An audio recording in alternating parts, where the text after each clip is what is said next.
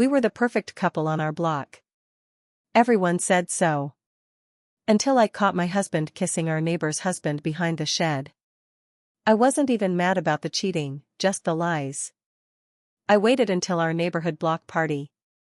Toasted to unspoken truths, then handed out custom fortune cookies. Inside each one? A Polaroid. Of them. Different angles. Different days. The crowd went dead silent.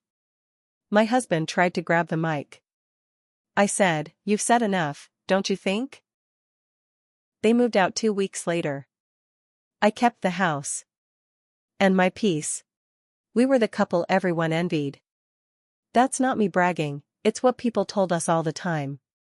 "You two are solid," they'd say at the block parties. "So cute together." We lived on a quiet street in Westfield, Indiana, just outside of Indianapolis. Our neighborhood looked like a real-life Pinterest board. Manicured lawns, waving flags, dogs with bandanas, people who smiled just a little too wide. Our house sat near the center of the block. Brick exterior, 2-story, white shutters. Daniel and I moved in about 10 years ago, right after we got married. We hosted barbecues, helped neighbors shovel snow, passed out full-size candy bars on Halloween. We weren't just part of the neighborhood, we were the neighborhood couple. Everyone looked up to us. I thought I knew him. Really thought I did. Daniel was kind. Handy. Knew how to make people laugh. He kissed me goodbye every morning, brought me flowers for no reason, remembered every little thing. People joked we were straight out of a TV show. "You're the couple from that Hallmark movie," one neighbor once said. I smiled, played along. I thought I had everything I wanted. Then July 3rd happened. That morning, I was prepping food for the annual 4th of July potluck. We were supposed to host it this year. Daniel had been outside setting up chairs and string lights. He seemed normal. Gave me a kiss on the cheek when I handed him lemonade. We laughed about the playlist. I told him to make sure the citronella candles were lit this year. I got eaten alive last time. About an hour before people were supposed to start dropping off their side dishes, I realized I forgot to get fresh dill for the potato salad. I remembered Daniel planted a little herb box behind the shed last spring. He was so proud of that box. I usually stayed out of that corner of the yard, but I figured I'd grab some quickly and get back inside. I didn't mean to sneak up on anyone. I was barefoot. The grass was soft and damp from morning dew. I walked around the shed quietly, thinking I might scare a rabbit or see a bird's nest. Instead, I saw my husband. With Brian. Our neighbor. Married Brian. As in Shelley's husband. The guy who lent us his ladder 2 weeks ago. They were up against the side of the shed, close. Daniel's hand was on Brian's chest. They were kissing, slow and deep like it wasn't the first time. My throat closed up. I stood there for maybe 5 seconds, watching my world collapse. Daniel opened his eyes and saw me first. His face changed instantly. He looked like a deer caught in headlights. Brian pulled back fast and wiped his mouth, like it would erase what I saw. Daniel stepped toward me. "Wait, hold on, it's not what." I turned around and walked away. I didn't scream. Didn't cry. I walked straight back inside, locked the door, and went to the sink to wash the dirt off my feet. I stood there, staring out the window, thinking about all the times Shelley and I had laughed over wine in my kitchen. About the game nights. The time we watched a movie outside with a projector and passed around popcorn. All while our husbands snuck away together like it was nothing. Daniel came in through the back door a few minutes later. "You saw?" I didn't look at him. "Yes." He sat down at the table. "Can we talk?" I didn't answer. I went back to the fridge and kept prepping the food. He kept talking, trying to explain. Saying he was confused, that it had only happened a few times. That he still loved me, that it didn't mean anything. That he didn't know how to talk about it. That he was sorry. I nodded like I heard him. But in my mind, something was changing. Something big. It wasn't the cheating that did it for me. It was the lying. The way he let me believe everything was fine. The way he made me feel stupid. The way he risked everything, not just me, but our life. Our home. Our friends. Our circle. I kept quiet. I let him think I was processing. I let him believe I was still the same. But I wasn't. The next 2 weeks, I planned. Every night, after Daniel fell asleep, I went through his phone. I knew his password. He never changed it. That's how sure he was that I trusted him. There were photos. Selfies. Screenshots. Some taken behind the shed. Some from inside Brian's garage. Some even from inside our house, while I was at work. I started saving them.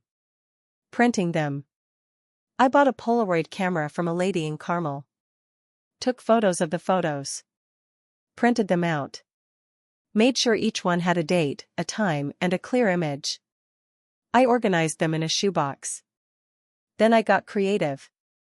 I remembered this little dessert shop in Indianapolis. My old friend from college runs it. I gave her a call, told her what I needed. 60 custom fortune cookies. Each with a folded-up Polaroid inside. She didn't ask questions. I paid in cash. By the time the block party rolled around, I was calm. Collected. Smiling like I always did. People showed up early. Folding chairs popped up across the lawn. Kids ran around with sparklers.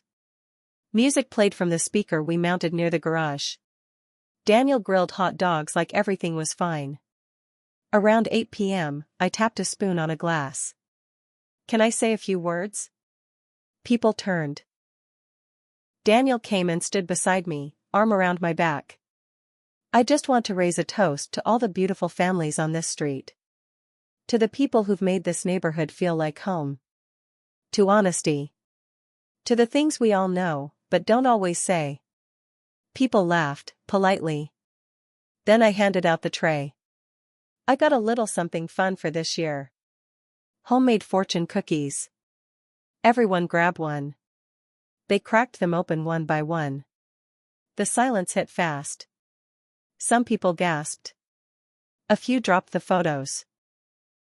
Some covered their mouths. I saw Shelley staring down at hers, eyes wide. Her face went pale. She didn't speak. Daniel looked down. Saw what was in the cookies. Looked at me. He went to grab the mic. I stepped in front of him. "You've said enough, don't you think?"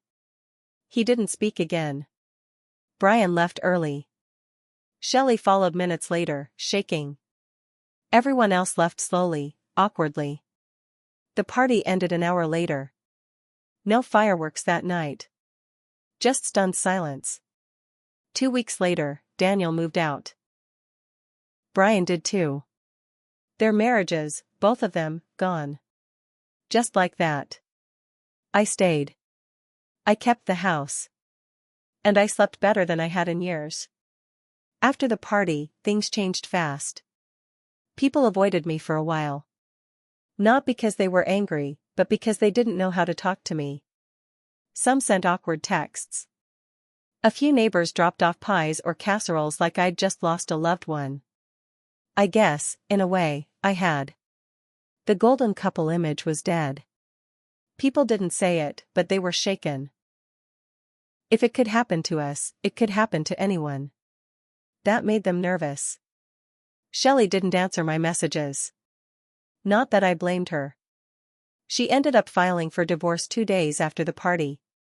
I heard from someone on the street that she found even more on Brian's phone. Not just Daniel, others too. She took the kids and moved in with her sister in Noblesville. Daniel tried to come back once. Not to stay, but to talk. It was a week after he moved out. He pulled up in his old gray SUV, stood at the porch for a long time before ringing the bell. I almost didn't open it. When I did, I didn't say anything. I just stood there. I just wanted to apologize, he said. Not for what I am. But for how I handled it. For lying. For hurting you. I stayed quiet. I wasn't trying to destroy our life, he said. I didn't know what else to do. He looked tired. Smaller. Like someone had deflated him. You were my best friend, I said. And you turned me into a joke. I never meant to, you did it anyway. He nodded. Took a deep breath. Then he pulled something out of his jacket pocket. I signed the house over to you. All of it. I'm not gonna fight. You deserve it. He handed me the paperwork. I didn't thank him. He walked off my porch and I haven't seen him in person since. But the drama wasn't over. Turns out, Brian and Daniel didn't end things after the fallout. They moved in together. About a month later, someone spotted them at a Target in Fishers. Holding hands. Buying throw pillows and a blender. Like they were starting fresh. Like they weren't the reason two families exploded.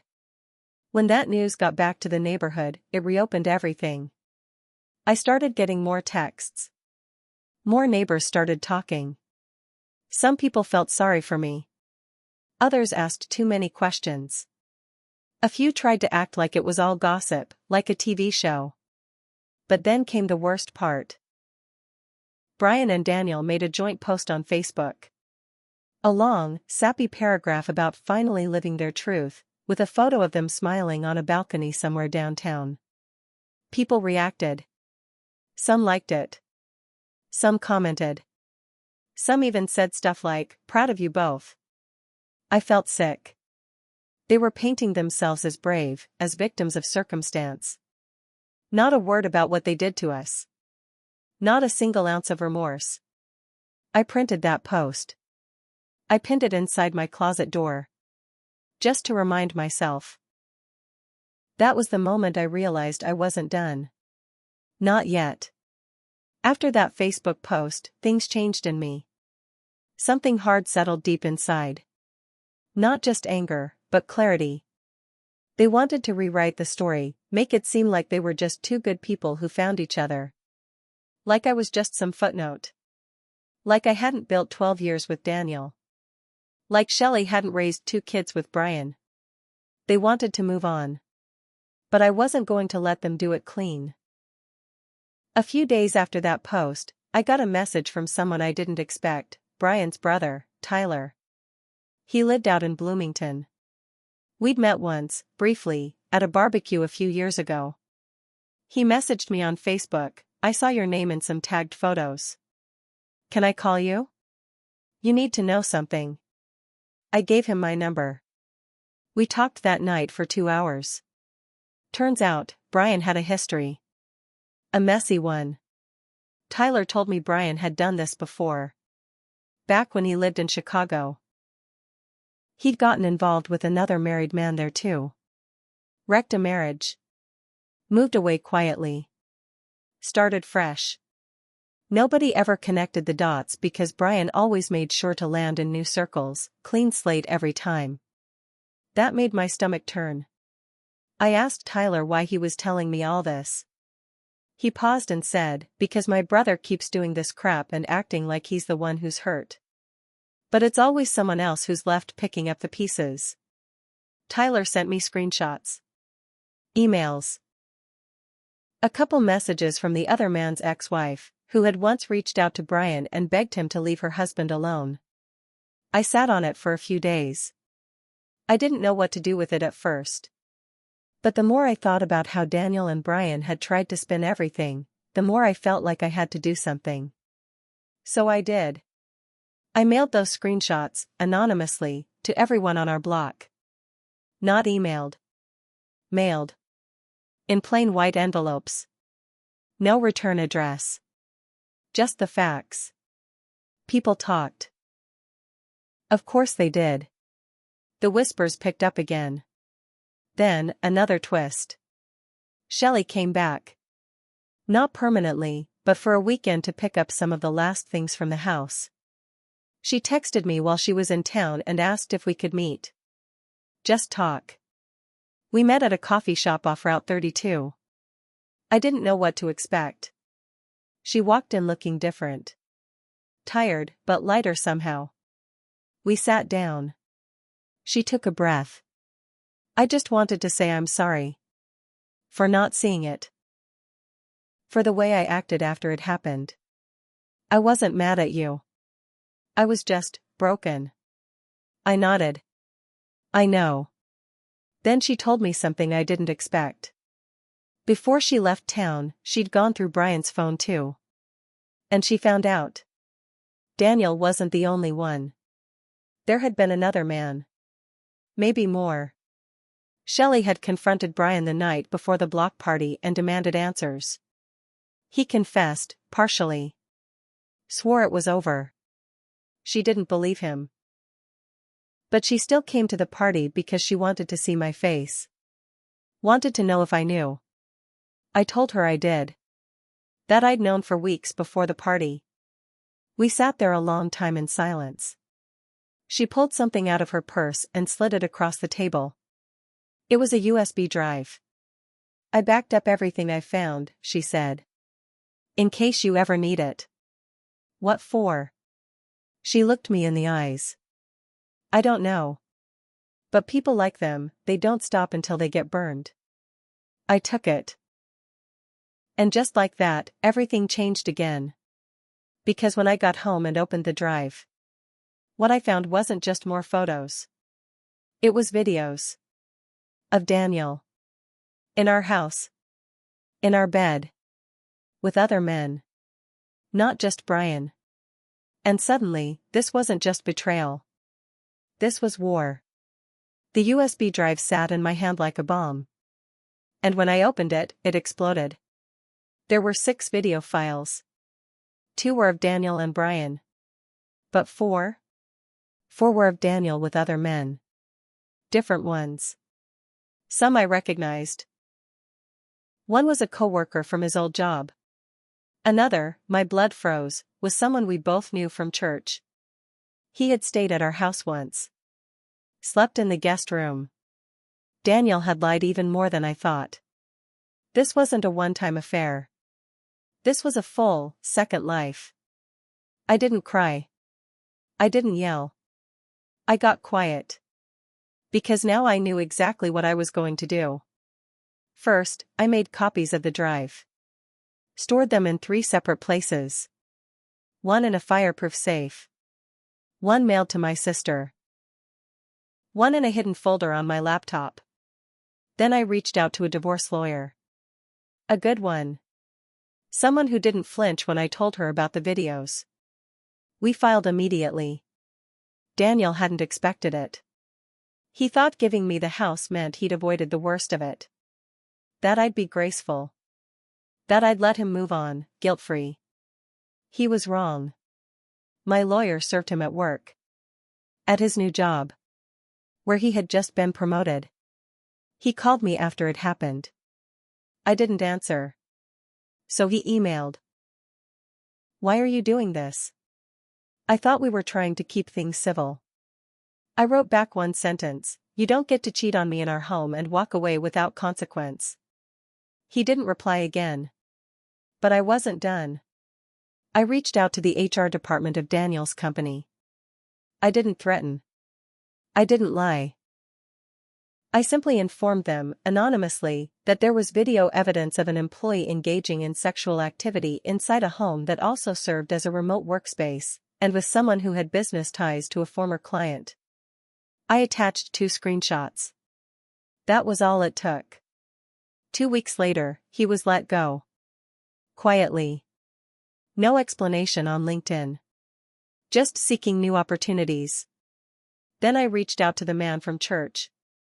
Sent him a message with no threats, just a reminder, I know. He replied once. Please don't ruin my family. I didn't have to. He did that on his own. Within a month, his wife left him. Packed her things, took the kids. Turns out, I wasn't the only one who had questions. Brian, too, was feeling the heat. Neighbors stopped talking to him.